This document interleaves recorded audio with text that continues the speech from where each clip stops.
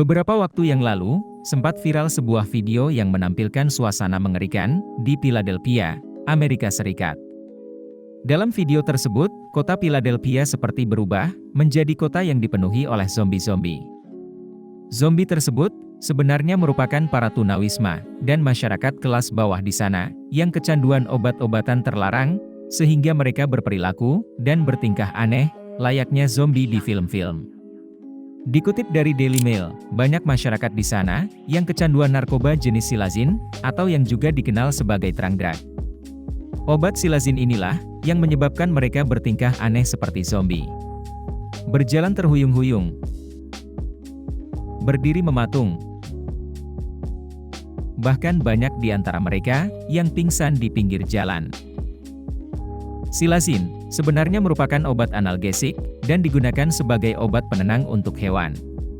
Para pecandu dan pengedar narkoba banyak yang menyalahgunakan obat ini dengan mencampurkannya dengan heroin, fentanyl, dan kokain.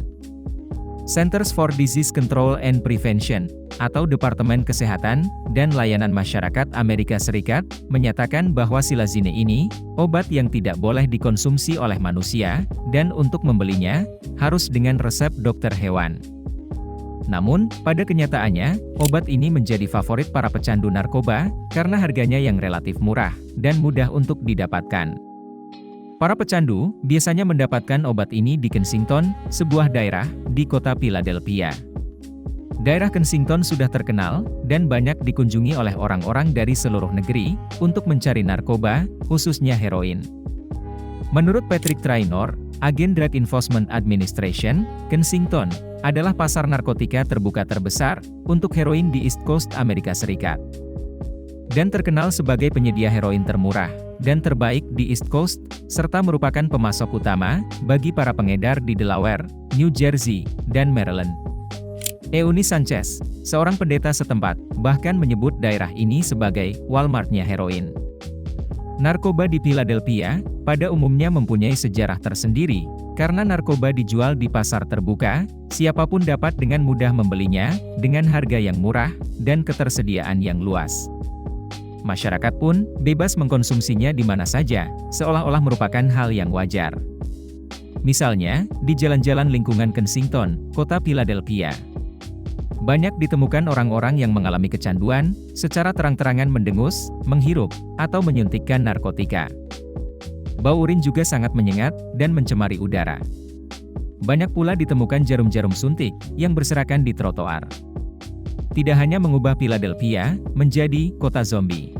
Obat silazin yang disalahgunakan itu juga meningkatkan angka kejahatan di kota terbesar negara bagian Pennsylvania. Tingkat kejahatan di kota ini mencapai 3,57%. Banyak perkelahian dengan kekerasan yang dipicu oleh narkotika. Total sebanyak 47 orang terbunuh di jalanan, dan 231 lainnya terluka dalam berbagai tingkat. Dilansir dari artikel Kompasiana, meskipun pemerintah federal dan negara bagian Amerika Serikat telah lama berjanji untuk secara agresif memerangi masalah narkoba, lobi yang dilakukan oleh berbagai kelompok kepentingan telah menghalangi mereka untuk mengambil tindakan. Pemerintah Amerika telah memilih untuk memprioritaskan kepentingan komersial di atas kesehatan dan kehidupan warganya. Karena alasan keuangan, pemerintah Amerika telah menganjurkan legalisasi ganja dan zat lainnya. Legalisasi narkoba memungkinkan pemerintah untuk mengumpulkan dana pajak dalam jumlah besar dari pasar narkoba legal. Pemerintahan Amerika Serikat telah menggunakan legalisasi narkoba sebagai pembenaran atas kesediaannya melakukan apapun demi keuntungan perekonomiannya. Masalah narkoba adalah akibat langsung dari kegagalan tata kelola sosial di Amerika Serikat. Penyalahgunaan obat-obatan dan zat-zat adiktif di Amerika adalah salah satu bencana kesehatan masyarakat terburuk. Menurut Howard Koh, mantan asisten sekretaris kesehatan di Departemen Kesehatan dan Layanan Kemanusiaan Amerika Serikat. Selain memberikan beban yang signifikan pada sistem kesehatan masyarakat, hal ini juga dapat menyebabkan jutaan orang kehilangan rumah atau pekerjaan dan mengalami perpecahan keluarga.